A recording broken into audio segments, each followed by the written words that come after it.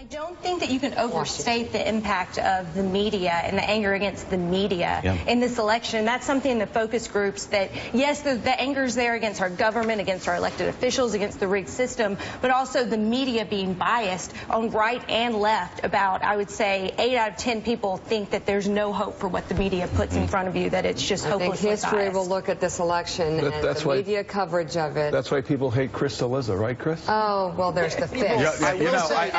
I've got to say, and I'll just say, for the past couple weeks, media coverage has been just deplorable. Careful now. It has been deplorable. It has been one-sided. It has been biased. It has been every bit as bad as media coverage of the Bernie Sanders phenomenon at the very beginning of the Democratic process. It was slanted and biased against Bernie Sanders.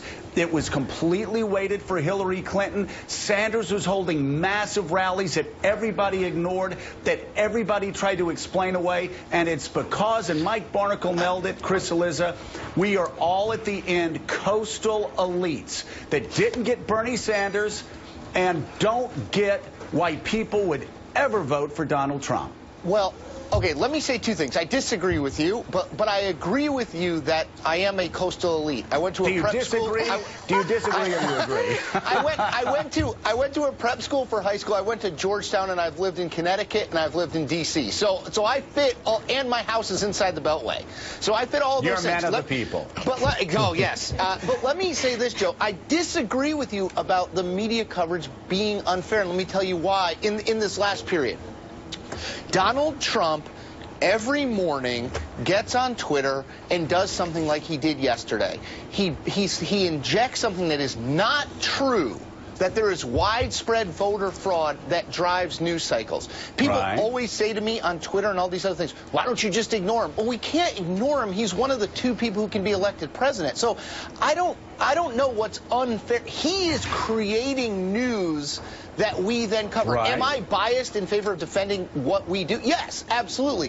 Has some of the media coverage, whether it's Bernie Sanders or Hillary Clinton or Donald Trump, been somewhat unfair at times? Sure, because the media is made up of a bunch of humans who get stuff wrong.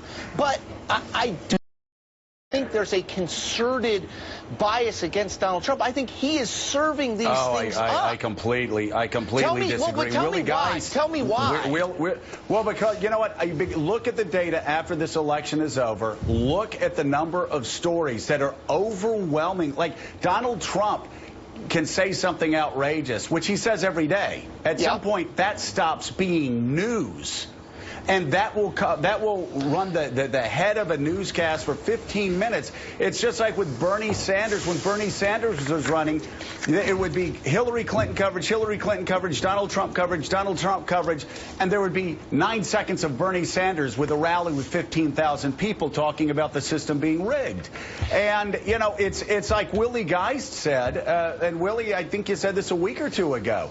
We're all offended by so many things that Donald Trump says, but we don't come to work every morning carrying a flag saying, I want to be able to tell my grandchildren that when the time was required it, I stood up to the man who was loathed by 73% of the American people. Yeah, and that's what it seems like we have. It's this, and again, no way a defense of Donald Trump, but it's clear, it's right in front of us that many reporters decided several months ago that this had to be stopped and dropped their veil of fairness, which is a decision that some reporters made, and decided that he had to be stopped. Now, I think objectivity, and Mika, we've talked about this a lot, is a false idea. Human beings are not objective, ridiculous. But what you can be is fair. There's a difference between objectivity and fair, and you go out and you judge the stories on their merits. Well, again, Donald Trump has deserved most of the coverage he's gotten. Let's be clear about that. Of course. I think the fact that he is accused by 9 different women of doing these things is newsworthy and something that should be looked into. So he's earned the coverage he's had over the last 2 weeks. So just quickly, that's my point. I totally 100% agree that there is a disconnect between large numbers of the media who have backgrounds like mine okay, and people who support Donald Trump. I think the most offensive thing to do, and Republicans have long been covered like this, is cover Republican candidates, including Donald Trump, like animals in a zoo. Like, oh, hey, look at this one. Look what he's doing over here. Right. The idea that Donald Trump supporters are, and Joe, you went through xenophobic, misogynist, racist. I think the one that's the most offensive to me is they're all stupid. That's it. Which is ridiculous. Right. It's been proven out time and time again. So I think there's a difference between saying, look, the message is resonating, covering the group that supports him in a way that is not condescending. Like, well, if they knew better, they wouldn't support him. And then to Willie's point, though, how do we not cover when 9 women come forward against one of the two people who's a nominee? I know you're not saying that we shouldn't. I know that you're not saying that we shouldn't. Of course you should. Right. Of course you should cover those stories.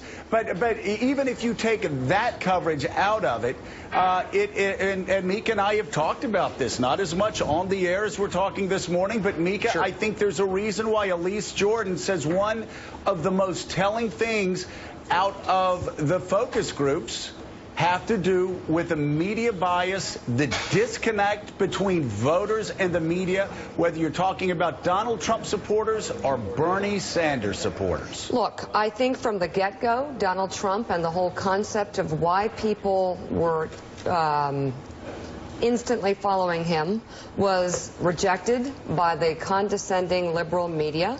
They missed the story, and they've been behind the 8 ball ever since. That's where we're at. And I'm not saying that they're trying to tilt the election or that these really dreadful allegations aren't true or are true, but they're important. I think the tapes are horrific. I also knew a lot of this stuff was baked in the cake with Donald Trump. And everyone else has been sort of fluttering around the concept of his candidacy because they just didn't get it. There's the Donald Trump that says incredible things, that stands for some things I can't even speak of.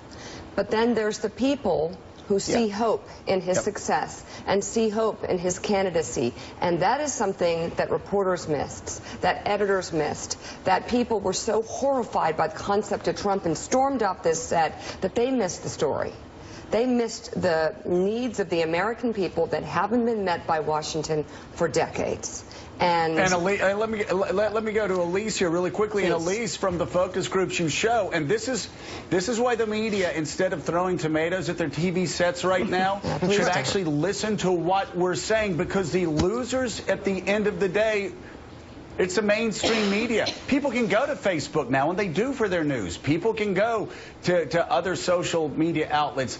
Talk about the disconnect that you are finding out there across America between the media and the voters. Well, you know, just in the earliest focus groups we did in Wisconsin, people were really concerned about Hillary Clinton's health, and it was at a time when it wasn't mainstream to discuss that she maybe wasn't as well as she was saying she was and had a cold in public. Then those people are derided as crazy. They're crazy for questioning that maybe something's up with Hillary Clinton's health. But then a couple weeks later, she has to leave the 9-event memorial service early. So it gives credence to these conspiracy theories when the mainstream media perhaps isn't being as tough.